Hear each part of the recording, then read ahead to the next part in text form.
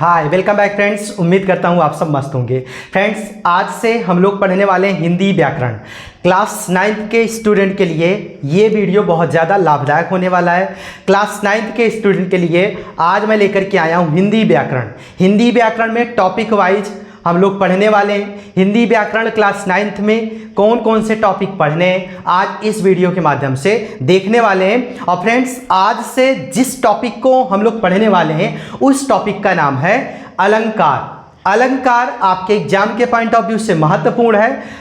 अलंकार की परिभाषा, अलंकार के प्रकार, कौन कौन से अलंकार क्लास 9th में पूछे जाते हैं अथवा पढ़े जाते हैं, आज इस वीडियो के माध्यम से देखने वाले हैं। तो देखते हैं फ्रेंड्स, सबसे पहले अलंकार। अलंकार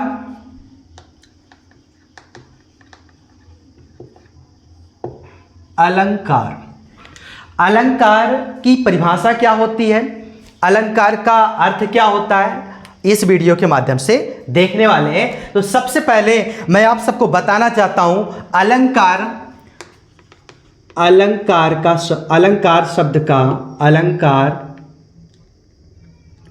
शब्द का अर्थ आभूषण होता है। अलंकार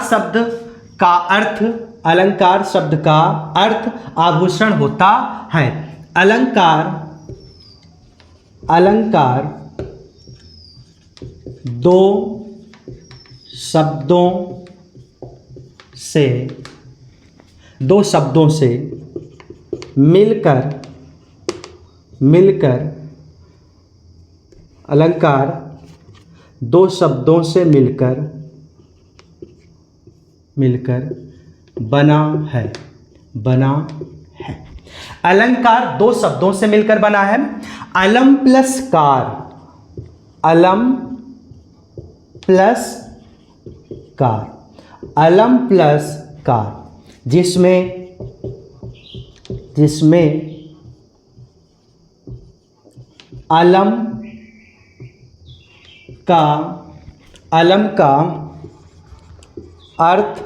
जिसमें अलम का अर्थ शोभा या आभूषण होता है, जबकि कार का अर्थ बढ़ाने वाला या करने वाला होता है। अलंकार फ्रेंड्स, अलंकार का जो दूसरा अर्थ होता है वो आभूषण होता है। अलंकार दो शब्दों से मिलकर के बना है, अलम प्लस कार, जिसमें अलम का अर्थ होता है शोभा या आभूषण और कार का अर्थ होता है करने वाला या बढ़ाने वाला। अर्थात इस प्रकार अलंकार का जो शाब्दिक अर्थ हो जाएगा वो हो जाएगा शोभा बढ़ाने वाला। ये अलंकार का शाब्दिक अर्थ हो जाएगा। अब देखते हैं फ्रेंड्स अलंकार की परिभाषा। अलंकार के प्रतिपादक कौन है और अलंकार की परिभाषा उन्होंने किस तरह से दी है, तो देखते हैं आगे। अलंकार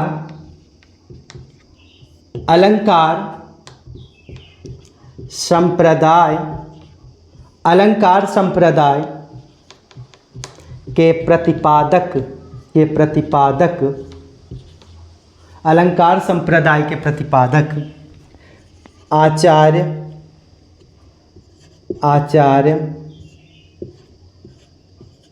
दंडी जी हैं। आचार्य दंडी जी हैं। इन्होंने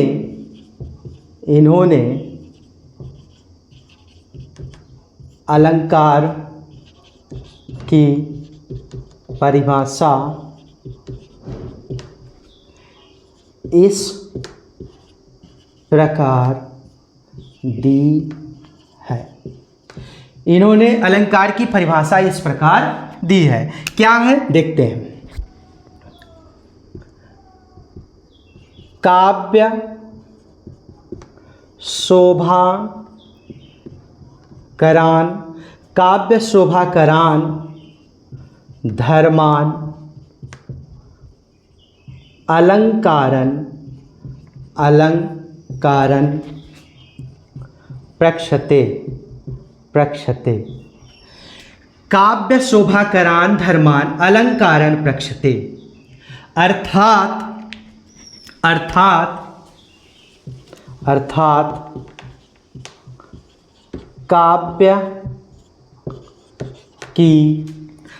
काव्य की शोभा बढ़ाने वाले शब्दों को, अर्थात काव्य की शोभा बढ़ाने वाले शब्दों को, अर्थात काव्य की शोभा बढ़ाने वाले शब्दों को अलंकार कहते हैं, अलंकार कहते हैं। फ्रेंड्स, एक शब्द यहाँ पर आया है काव्य। काव्य का मतलब क्या होता है? काव्य का मतलब होता है रचना। काव्य का मतलब क्या होता है? रचना। काव्य का अर्थ क्या होगा? रचना। तो यहाँ पर अलंकार संप्रदाय के जो प्रतिपादक हैं वो आचार्य दंडी जी हैं। इन्होंने अलंकार की परिभाषा कुछ इस तरह से दी है, काव्य शोभा करान, धर्मान, अलंकारन, प्रक्षते। अर्थात इसका हिंदी अनुवाद क्या हो जाएगा? काव्य की शोभा बढ़ाने वाले शब्दों को अलंकार कहते हैं। काव्य की शोभा बढ़ाने वाले शब्दों को अलंकार कहते हैं। इन्होंने अलंकार 2 प्रकार बताया। अलंकार के कितने प्रकार बताए हैं? 2 प्रकार। तो इस प्रकार अलंकार के 2 प्रकार हैं। इस प्रकार अलंकार के 2 प्रकार हैं। फर्स्ट,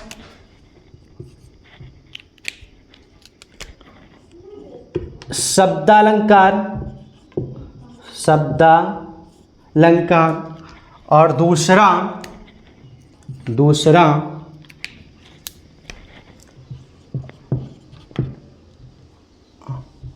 अर्थालंकार।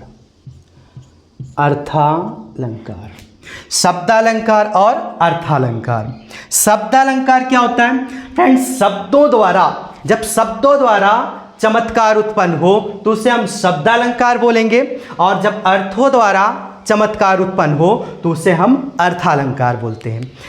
शब्दालंकार के भी कुछ प्रकार होते हैं और अर्थालंकार के भी कुछ प्रकार होते हैं, लेकिन शब्दालंकार के अंतर्गत जो भी प्रकार हैं उसे हमें जो है क्लास 9th में पढ़ना है, और अर्थालंकार के अंतर्गत जो भी प्रकार होते हैं उन्हें हमें क्लास 9th में नहीं पढ़ना है। इस प्रकार शब्दालंकार के प्रकार को ही हमें क्लास 9th के अंतर्गत सिर्फ और सिर्फ पढ़ाई करनी है, अर्थात शब्दालंकार के प्रकार को ही हमें इस क्लास 9th में देखना है। इसके अलावा और कुछ भी नहीं देखना है। तो फ्रेंड्स, शब्दालंकार के कितने प्रकार होते हैं? 3 प्रकार होते हैं, अनुप्रास, यमक और श्लेष। इन्हीं तीनों को हमें देखना है। इन्हीं तीनों से जो है क्वेश्चन पूछे जाते हैं। तो अगली स्लाइड में हम लोग देखने वाले हैं शब्दालंकार के प्रकार और उनके परिभाषा, और उसके साथ साथ उन परिभाषाओं के साथ साथ उनके उदाहरण को। सो फ्रेंड्स, देखते हैं अब शब्दालंकार और उनके प्रकार को।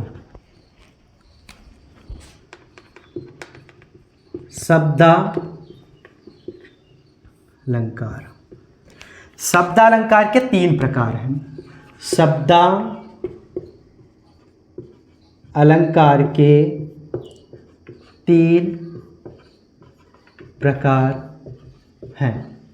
शब्दालंकार के 3 प्रकार हैं। फर्स्ट आपका क्या है, सेकेंड का क्या है, और थर्ड का क्या है।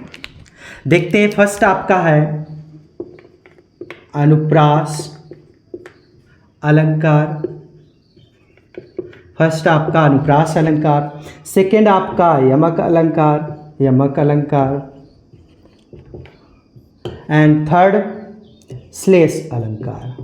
थर्ड क्या है? श्लेष अलंकार। सबसे पहले हम लोग देखते हैं इन शब्दालंकारों में अनुप्रास अलंकार और उनकी परिभाषा को। फर्स्ट, अनुप्रास अलंकार। अनुप्रास अलंकार। अनुप्रास अलंकार देखते हैं, इसकी परिभाषा क्या होती है, इसके उदाहरण क्या होते हैं। अनुप्रास शब्द दो शब्दों से मिलकर बना है। अनुप्रास शब्द दो शब्दों से मिलकर बना है। अनु प्लस प्रास, अनु प्लस प्रास, जिसमें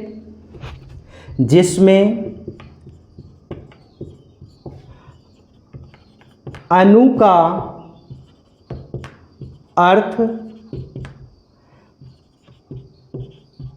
आवृत्ति या दोहराना होता है, जबकि प्रास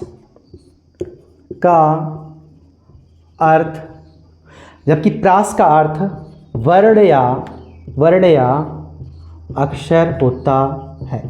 अक्षर होता है, वर्ण या अक्षर होता है।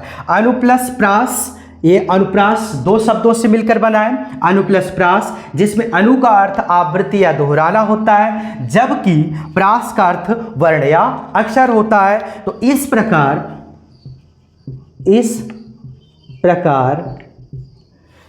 व्यंजन वर्णों की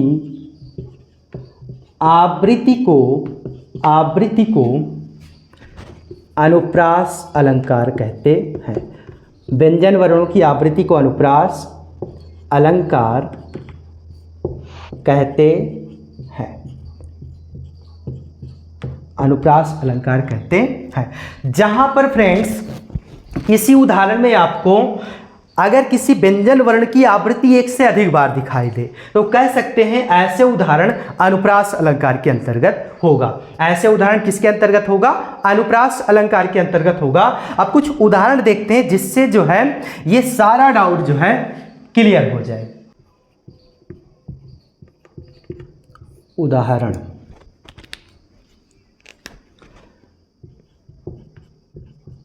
वनन में, बागन में, बगरयो, बसंत है।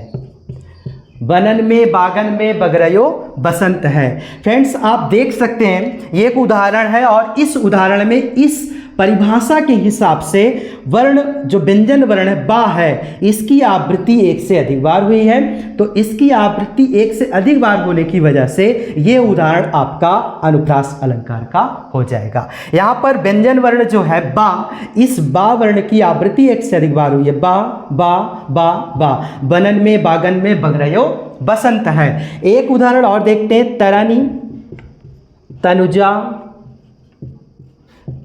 तटतमाल, तरवर, बहुछाए, यहां पर फ्रेंड्स आप देख सकते हैं ता ता ता ता ता, व्यंजन वर्ण जो ता है इसकी आवृत्ति एक से अधिक बार हुई है। तो इसकी आवृत्ति एक से अधिक बार होने की वजह से यह उदाहरण आपका अनुप्रास अलंकार का हो जाएगा। एक उदाहरण और देखते हैं, रघुपति, राघव, राजा, राम। रघुपति, राघव, राजा, राम। यहां पर भी फ्रेंड्स आप देख सकते हैं रा रा रा रा, रा व्यंजन वर्ण की आवृत्ति एक से अधिक बार हुई है। तो कह सकते हैं ऐसे उदाहरण क्या होंगे, अनुप्रास अलंकार के होंगे। सो फ्रेंड्स मैं उम्मीद करता हूं आपको अनुप्रास अलंकार पूरी तरह से क्लियर हो गया होगा। अगर अनुप्रास अलंकार की आपसे परिभाषा पूछे तो आप आसानी से बता सकते हैं। साथ में अगर कोई उदाहरण अनुप्रास अलंकार का है तो आप आसानी से उसकी आइडेंटिफाई कर सकते हैं। अब देखते हैं अगली स्लाइड में यमक अलंकार की परिभाषा और उनके उदाहरण को। यमक अलंकार, यमक अलंकार यमक अलंकार फ्रेंड्स क्या होता है? यमक शब्द का अर्थ युग्म या जोड़ा होता है। युग्म या जोड़ा होता है। यमक शब्द का अर्थ युग्म या जोड़ा होता है। अर्थात जहां पर एक ही शब्द एक से अधिक बार आए परंतु उसके भिन्न भिन्न अर्थ हों तो वह यमक अलंकार होता है। यमक अलंकार होता है। ये कहने का मतलब क्या हुआ फ्रेंड्स? यमक का अर्थ क्या होता है? युग्म या जोड़ा। अर्थात यमक अलंकार जहां पर एक ही शब्द एक से अधिक बार आए परंतु उसके जो अर्थ हों वो अलग अलग हों, भिन्न भिन्न हो, तो ऐसे उदाहरण आपके किसके अंतर्गत आएंगे? यमक अलंकार के अंतर्गत आएंगे। उदाहरण के रूप में समझते हैं।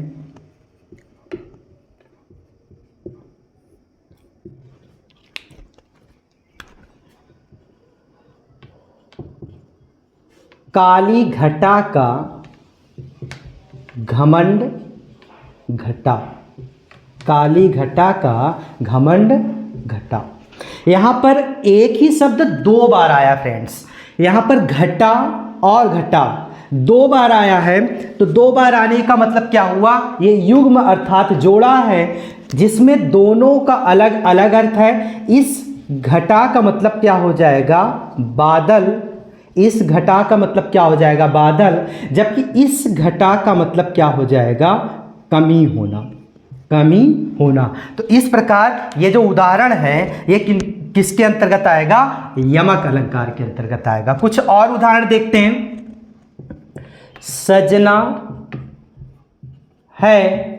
सजना है मुझे सजना के लिए। सजना के लिए। यहां पर भी फ्रेंड्स आप देख सकते हैं सजना और सजना। सजना शब्द दो बार आया है जिसमें दोनों का अलग अलग अर्थ है। इस सजना का मतलब क्या हो जाएगा? श्रृंगार करना। श्रृंगार करना। जबकि इस सजना का मतलब क्या हो जाएगा? प्रेमी। इस सजना का मतलब क्या हो जाएगा? प्रेमी। तो यहां पर भी सजना सजना दो बार आया है, तो इसलिए हम कह सकते हैं ये भी किसके अंतर्गत आएगा? यमक अलंकार के अंतर्गत आएगा। एक उदाहरण और देखते हैं। कनक कनक ते सौगुनी मादकता मादकता अधिकार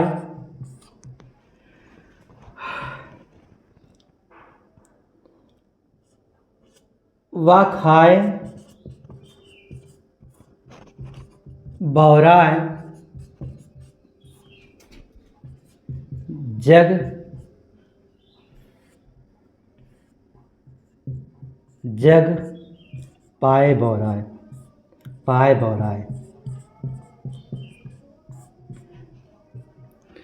यहां पर फ्रेंड्स कनक कनक, यहां पर कनक कनक दो बार आया है। इन दोनों कनक का अलग अलग अर्थ होता है, लेकिन बावजूद उसके दो बार ये आया है और दो बार आने की वजह से ये यमक अलंकार होगा। यमक अलंकार इसलिए होगा क्योंकि यमक अलंकार का मतलब क्या होता है? युग्म या जोड़ा, और ये जोड़े में आया है जिसमें दोनों का अलग अलग अर्थ है। अब दोनों का अलग अलग अर्थ का मतलब क्या हुआ? एक कनक का मतलब क्या हो जाएगा? एक कनक का मतलब हो जाएगा, एक कनक का मतलब हो जाएगा सोना। एक कनक का मतलब क्या हो जाएगा? सोना। और दूसरे कनक का मतलब क्या हो जाएगा? धतूरा। दूसरे कनक का मतलब क्या हो जाएगा फ्रेंड्स? धतूरा। और मैं आपकी जानकारी के लिए बताना चाहूँगा, एक और अर्थ होता है कनक का, एक दूसरा जो अर्थ होता है कनक का वो होता है गेहूं।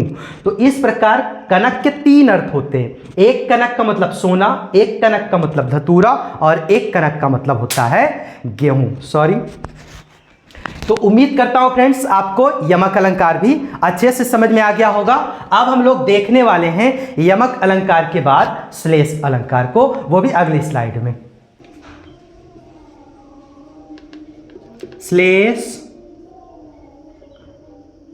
अलंकार, श्लेष अलंकार।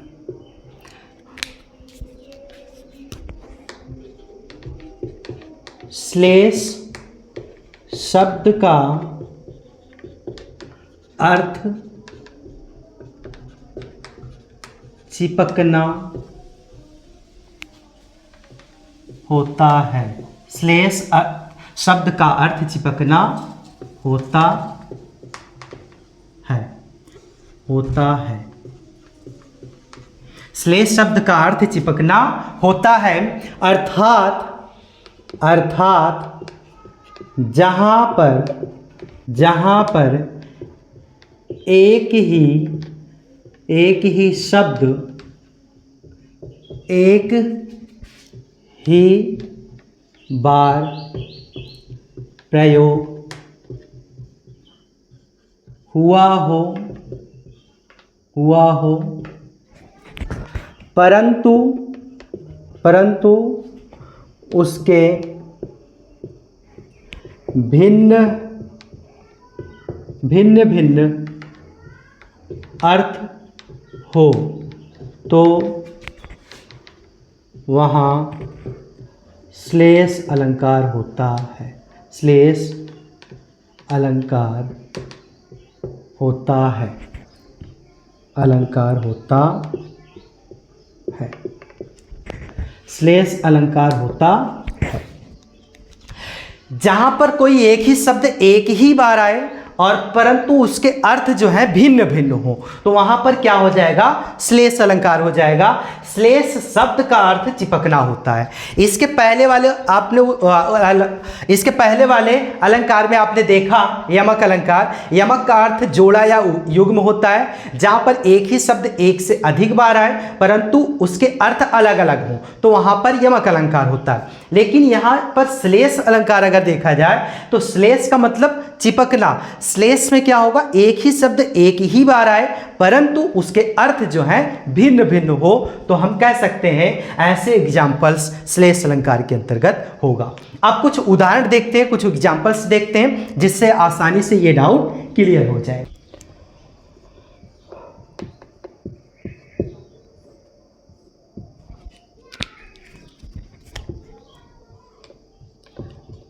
चरण धरत चिंता करत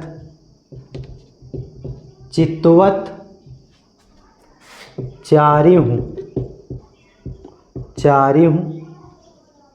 और सुबरन के खोजत फिरत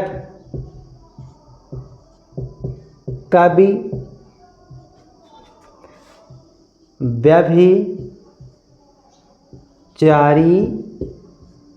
चोर। चरण धरन चिंता करत चितवत चारि और सुबरन के खोजत फिरत कभी व्यभिचारी चोर। फ्रेंड्स यहाँ पर एक शब्द आया है सुबरन।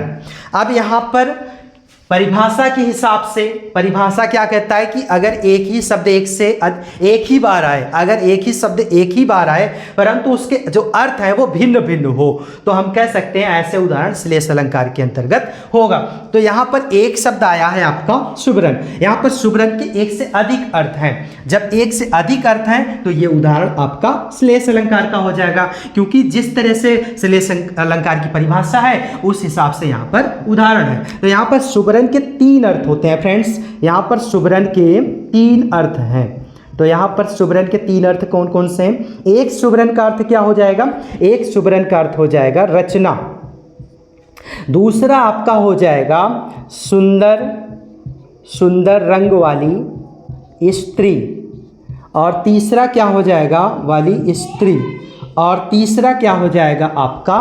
सोना, सोना। तो फ्रेंड्स यहाँ पर कवि के लिए रचना की बात हुई है, व्यभिचारी के लिए सुंदर रंग वाली स्त्री के लिए बात हुई है, जबकि चोर के लिए यहाँ पर सोना के लिए बात हुई है। तो यहाँ पर शुभ्रन के इसलिए एक से अधिक अर्थ हो गए, और जब एक से अधिक अर्थ हो गए तो ये हमारा श्लेष अलंकार हो जाएगा। अब इसके अलावा भी एक उदाहरण और देखते हैं। रहीमन पानी राखिए, बिन पानी सब सून, पानी गए ना उबरे, मोती मानस चून, मोती मानस चून। यहां पर एक वर्ड आया है पानी। पानी के कई अर्थ होते हैं। अब जब कई अर्थ होते हैं तो इस प्रकार ये हमारा क्या हो जाएगा? श्लेष अलंकार हो जाएगा। तो पानी के कौन कौन से अर्थ होते हैं देखते हैं फ्रेंड्स। पानी, एक पानी का मतलब क्या हो जाएगा? जल, ये लो वेरी वेल, वाटर। और जो दूसरा अर्थ होता है वो होता है पानी का प्रतिष्ठा, प्रतिष्ठा या मान या इज्जत, इज्जत। इस प्रकार पानी के एक से अधिक अर्थ हो गए, एक से अधिक अर्थ हो गए तो ये हमारा क्या हो गया? श्लेष अलंकार हो गया। सो फ्रेंड्स, उम्मीद करता हूं आपको श्लेष अलंकार भी अच्छे से समझ में आया होगा, और पूरा अलंकार जितना हम लोगों ने आज अलंकार को पढ़ा आपको अच्छे से समझ में आया होगा। ये आपके क्लास 9 हिंदी व्याकरण के अंतर्गत जो भी अलंकार पूछे जाते हैं आज इस वीडियो के माध्यम से हम लोगों ने पढ़ लिया है। तो यहीं पर आपका अलंकार समाप्त होता है। सो मिलते हैं एक नए टॉपिक के साथ अगले वीडियो में, तब तक के लिए थैंक्स अ लॉट।